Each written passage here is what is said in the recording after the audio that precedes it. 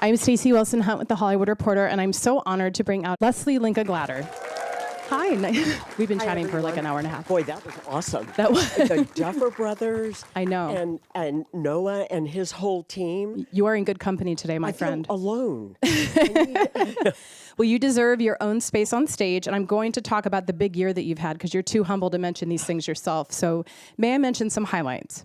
You earned your 9th Emmy nomination for directing Zero Day for Netflix. Congratulations. And you're also now contending for a DGA nomination. You filmed a new limited series for Apple TV Plus called Imperfect Women. Can't wait to see that. There were plenty of imperfect men on this as well. Have no fear. Your 2023 HBO limited series Love and Death, which I really like, is now in the top 10 on Netflix for the last 2 weeks. It's having a second life. That's crazy. And I know, nothing ever goes away at this point. And most relevant to today, you wrapped a 4-year tenure as president of the DGA in October. And you are in our house, so yes, welcome. You have spent a few hours in this building. Yes. So, incredible year, and thank you for your service. I know it wasn't easy. My dad was a labor organizer for the International Ladies Garment Union, so it was kind of in the DNA. And we have an extraordinary new board and new president, Sir Christopher Nolan. Yes, I've heard of him. I've heard of him. So when you reflect on your tenure, which I know was very tumultuous and very challenging, what are you proudest of having achieved? Oh, wow. That's a great question. First of all, I want to say we have an incredible board. And these are some of the busiest, hardest working people in Hollywood, and they choose to give time and energy to give back to others. And that is always inspiring to me. And that goes down to the councils and committees and the incredible leadership we have here. So I felt honored to be serving that board. And I never want to be the smartest person in the room, but I want to be in the room with the smartest people. So I felt like I was. And I have to say it was a hard time. But coming out of COVID, going into the strikes, the politics of the world we're living in now, where people can't even hear each other and have conversations. Of course, that was what Zero Day was about, is what is truth in a post-truth world. And how can we have a conversation if we don't agree on what is fact and what is opinion? So those were some of the challenges, but I always felt like I had the best team to talk about that and move through it. And I think having better communication with our members, with the world. And what changes did you help to effect for directors that you can look to and think, okay, I've really helped to improve the lives of directors in terms of hiring, in terms of quality of life, in terms of opportunities? Okay, great question. This has always been an issue for me from the time I started directing, because I didn't grow up in the film business. I was a modern dancer, then I became a choreographer back in the dark ages when the American government sponsored the arts. That's hilarious. The good old days. Yeah. So I was based out of New York. I was based in London for 3 years, in Paris for 3 with different companies. And then I got a grant to teach, choreograph, and perform throughout the Far East. And that changed my life. I'd go and spend 3 months at the Peking Opera School and 3 months at the Balinese Dance Academy. It was amazing. Before I was told a story that I knew I had to pass on, and I knew it wasn't dance. But I only bring that up in the fact that dance was very female. And I never looked at being a woman in any way being negative. It just was what I was. You never felt like an outlier because at all. Every room was filled with women. Absolutely. And men as well, but there were many more women in dance. And I think I carried that over into film when I started directing, and I looked around, especially back then, there were so few women. And I thought, this is just wrong. And people of color, women and people of color. And I just thought, you know what? I heard people say there's only room for one of us, and it better be me. And that is a horrible way to move through the And world. the person who gets that opportunity better have a success out of the gate, or they won't get hired. Or forget it, you're going to hurt the next person. And I thought, you know what, if I can't be part of this solution, then something's wrong with me. I don't want to live that way. So ironically, I just ran into one of the women I just mentored who was on Imperfect Women, and the first woman I ever mentored out in the lobby. How nuts And is the that? second woman you had mentored on Twin Peaks in the 80s. Yes. That's incredible. Yeah, the very late 80s. Yeah. And can we give applause for David Lynch, too? David Lynch, man. Miss him so much. And we were talking backstage, David hired you on Twin Peaks, Steven Spielberg hired you on Amazing Stories. You had such great mentors so early on. So I felt it was important Of course. to pay that forward, to really be a mentor and help open the door. Because that's what we should do. The people that are in that position need to if there's not enough room at the table, build a bigger and better table. Yes. Yeah. There are we benefit by all kinds of stories and all kinds of storytellers. Oh, great. Thank you so much for that. So it's impossible to not address the looming absorption of Warner Brothers by a yet to be finalized new owner. We don't know what that's going to turn into. We're all waiting with bated breath. And I think this is going to add another challenge to our business. And can you contextualize for us how these larger corporate mergers, absorptions, impact directors on a hiring scale? Is this removing jobs from the equation? Is it making harder for someone like you to direct a show like Zero Day? Is the pool shrinking so much to the degree where you have to be a feature film director to come in and say, I'm going to direct this limited series? Can you tell us what that situation will look like? I don't think anyone has a crystal ball about what it's going to look like. We are doing at the Guild our due diligence, meeting with Netflix, meeting with Paramount to discuss what those ramifications are. So I can't really speak to that now because we're directors. We're going to do all our homework. I guess my question follow-up would be, what are people's biggest fears? The biggest fears are the shrinking of jobs. That, to me, I'm not going to speak for the Guild. This is me, Lesli, speaking, and less buyers, because you want a robust conversation. You don't want one or two or three buyers. You want many buyers because we want to tell all kinds of stories. And, of course, HBO, we don't want to lose the great storytelling buyers that are out there. And also the development process, the pitch process, which is part of what makes storytelling great. I'm worried about jobs. Right. I mean, we had a huge shrinkage, as a result of COVID and the strikes, and we're still recovering, and production is down around 40%. And that's across the U.S. To me, it sickens me, it hurts my heart that so many people are out of work. And we're in a team sport, and we're only as good as our team. So it's hard to see, and this will not help. And what I've noticed, too, in film, and you mostly come from a television perspective, the auteur now is really dominating the marketplace. Chris Nolan, Chloe Zhao, all these people who are writing and directing their own projects, and Paul Thomas Anderson. So the director for hire, quote unquote, that model is really going away. I was talking to Jay Roach recently, who really doesn't write his own work, but he's overseeing the Austin Powers franchise, Meet the Parents. He is a guy who, unless he's creating a show for HBO, probably isn't going to do a lot of film directing these days. This is what he told me. I never want to approach things that way. I mean, I think you need a huge amount of tenacity. Jay is an awesome guy, He's awesome great director, and Yes, I think there is still room for I am not a director who writes. I collaborate, I develop material, but I want someone else to write it who is better at that job than I am. So, and I love that process of collaborating with writers. So I think everyone needs to know, what are the things that I'm good at so I don't want to say that's going away. I don't know that. I think that it's awesome that Paul Thomas Anderson wrote and directed that incredible film, One Battle After Another, and Chloe Zhao, and these are amazing, amazing films. So, and that should be applauded, the writer-director. It's fantastic. But I don't think, to all of you that are directors out there and not writers, I would continue on your path. I would not look at this is going to be impossible, because that is just too hard of a place to be. Agree. And there's still a huge marketplace for directors to work with writers. You still have to take the material and translate that into a real thing, and that's what I feel I am good at, is taking that incredible piece of material and how do you translate that? How do you actualize that? What are the themes? What is this about? What is the story?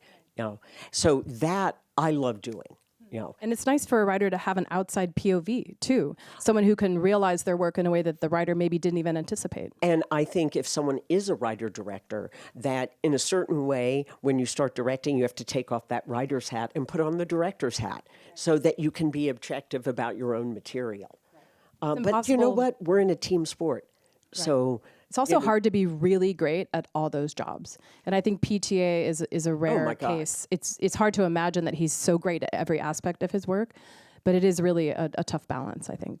Yeah, these are amazing filmmakers. Agree. So speaking of fears, our friend AI, I say that in quotation marks. This is like all the really hard This stuff. is why you're here, Leslie. I know. Why are we talking about all I've actually never used AI in my life, and I'm proud to say I don't use it for anything, unless I'm going to be forced to at some point. But I do want to talk about AI in terms of its impact on the craft of directing. Is there a world in which AI can be used as a tool that isn't going to take away jobs? And I don't know enough about your process as a director, but is there a way for it to not remove the work of the UPM, remove the work of the scheduler, the script supervisor, and still employ people but make the job better? That's an excellent question. And in our contract, the language is, I don't have it in front of me, so I don't want to be specific. I'm summarizing that our DGA jobs can only be performed by a human being. Huge. And that is critically important. But AI is a tool in the hand of storytellers. It should never, ever be the creative force. So I think, we use effects all the time. If it's a tool in telling your story, fantastic. I don't want to put people out of work, but we've been tiling crowds for years. Like if you're shooting a stadium, there's no way you can afford to fill it up with 3,000 people. So we hire the people, we pay everyone. It's a quicker way of doing it. As long as people are paid for their work. But I think that's really important. Just ingesting filmmakers' work, this is terrible. But I feel like we have to keep human beings, human creativity. We are the storytellers. An AI engine is not a storyteller. Yes, agree. Thank you for saying that. And thank you for your work on behalf of that, too. I think it is really a looming fear for everyone. Oh, yes. I mean, and we have to be very diligent in these next negotiations, in our whole world. We have to be very diligent.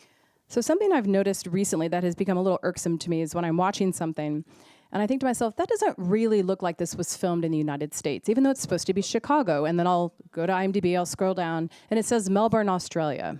Mm-hmm. And I'm pointing this out because All Her Fault, which is a great show on Peacock, very successful, I think Peacock's biggest premiere series in the last few months, was shot there to accommodate Sarah Snook, who is the star and lives in Australia. Now, conversely, Robert De Niro said that he wanted to shoot 0 Day in the US, and it could have easily gone to Toronto. So I bring this up because it seems like the talent now have an outsized influence in determining where stories are filmed. So my question for you is, can directors push back? Do you push back? And how much leeway do you have in these conversations? I think... Let's silence phones, please. Yes. Listen, if you are shooting a story that is set in Paris, you should be shooting in Paris. But if you're shooting a story that is set in Indiana, shoot that somewhere in America. At least regionally. Don't shoot that. Yeah, I mean, we need to keep as much of the business here in America. That is the main thing.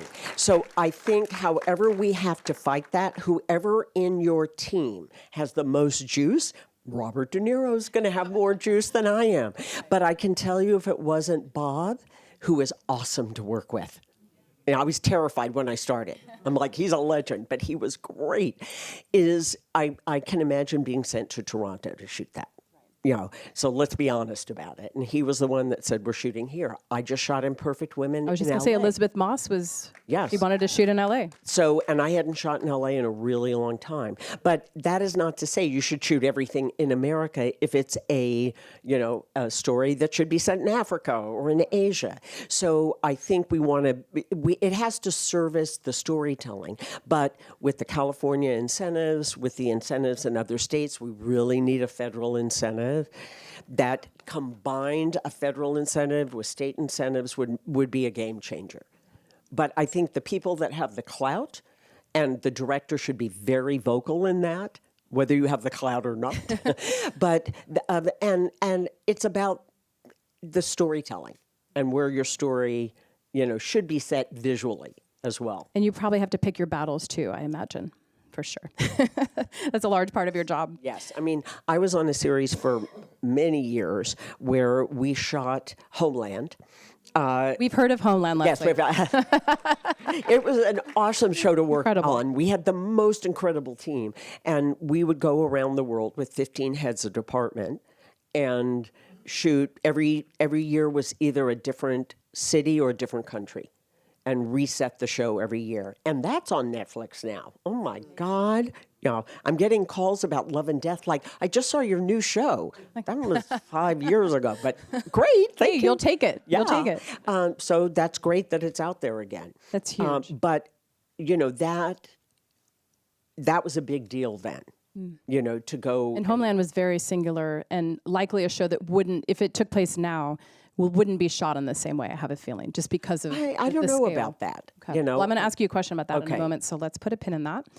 In my research about about the DGA, I was struck to find out that 40% of DGA members are UPMs, ADs, second ADs, associate directors, and stage managers. So this isn't just the person calling action and calling cut. Absolutely. And remember, we have news directors, sports directors, Academy Award, Like variety live shows TV, variety shows. So we represent a huge amount of people.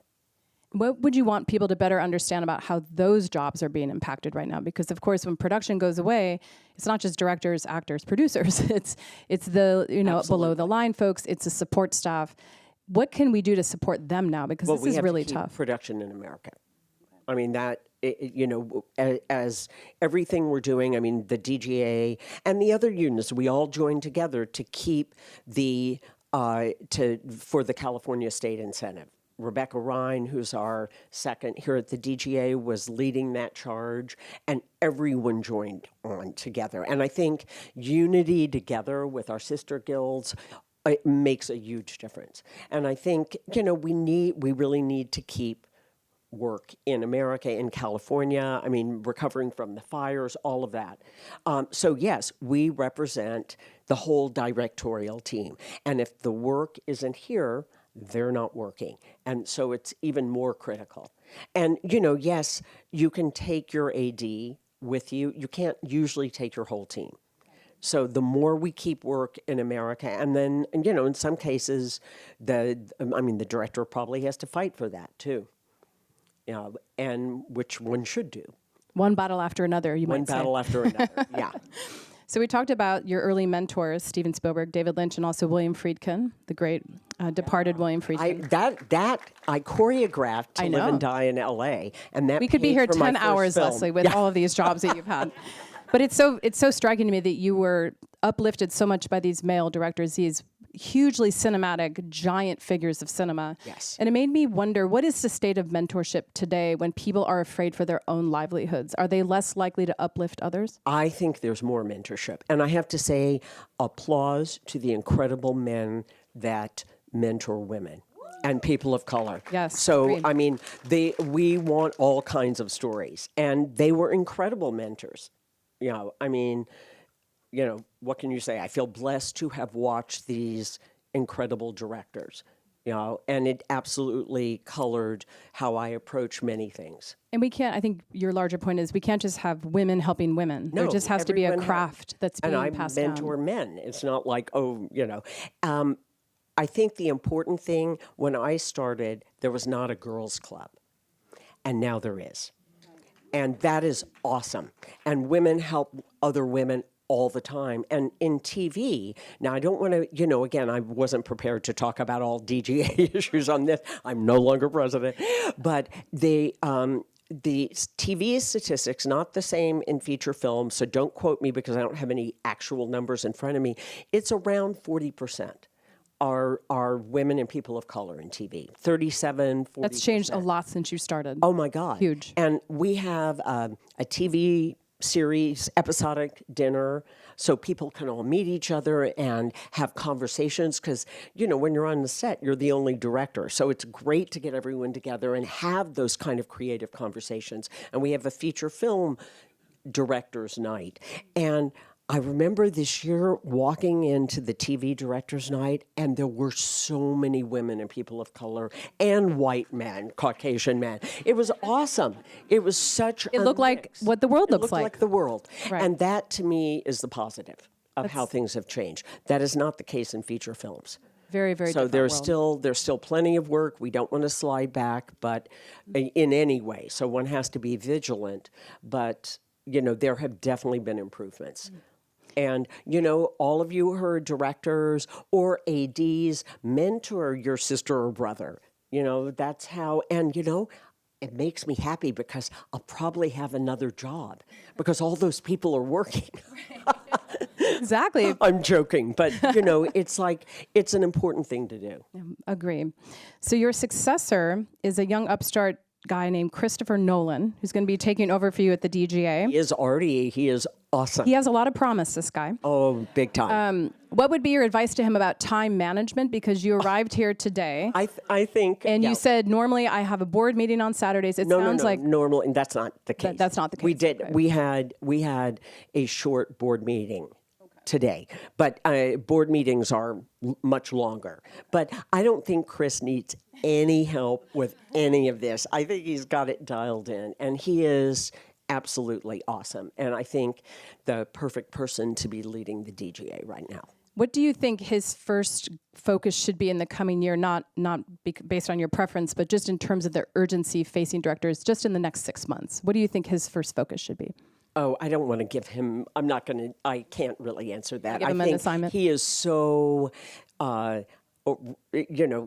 he's an awesome person. He's been on the board for years. He's been an active participant on the board for, I don't know, it's probably somewhere around 12 years.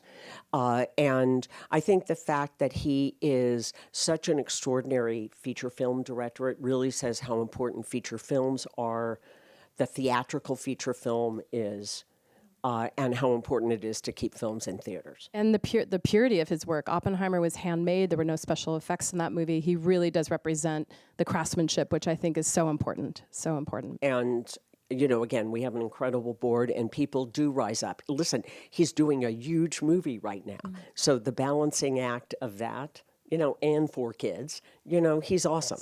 Incredible. He's awesome. He's the only person I can think of who's equipped to follow you, Lesli. God, well, no, I think we are blessed to have the leadership we have in this guild. Agreed. And my closing question for Lesli, because we can't help but talk about reboots. And you told me that you had breakfast with Howard Gordon this morning, the EP of Homeland. Yes. Is there a hope of a Homeland reboot? Is there a world in which you would want to continue telling this story? Because as we know, no show ever really dies. They keep coming back for more. Well, I can tell you over our acai bowl, we did not talk about that. But Howard and Alex, who created the show, are dear friends and incredible storytellers and partners in crime. And I think what was exciting about Homeland is that every year myself, the writers, Claire Danes and Mandy Patinkin would go to D.C. and meet with the heads of the CIA, NSA, DNI, State Department, investigative journalists. We're all imagining what that would be like now. Yeah. And basically Alex and Howard would ask them, what keeps you up at night? What are your deepest fears for America and the world? And that was a really risky, amazing way to be dealing with a show, a series on TV. And we never wanted to show anyone in a black hat or a white hat, but ask the question. And my favorite Homeland scenes were people on totally opposing sides with opposing views, and they were both right. So it was an extraordinary show to be part of. But I just want to say to everyone out there who's a director or works on a director's team, we all need this incredible balance of opposites to do the jobs we do. You need, tenacity, but you have to remember the joy. You need incredible strength, but you also need compassion. All these opposites to do the jobs we do, and which I love about what we do. You have to be a leader, but you have to be a listener. And there's a great Truffaut quote. I hope I don't get it wrong because I don't have None of us will know if you do get it wrong, so it's fine. But the secret, it's, and I'm paraphrasing, so please, no one yell at me. The secret of great directing is knowing exactly what you want, but having no ego in giving it up the second anyone has a better idea. That is brilliant advice from a brilliant man. Yeah, from a brilliant man. Thank you. Thank you so much for your time, Lesli, and all your service. We really appreciate it. Thank you, everyone. So Keep fighting the good fight. Thank you. See you guys after the break. Thank you so much. Yeah.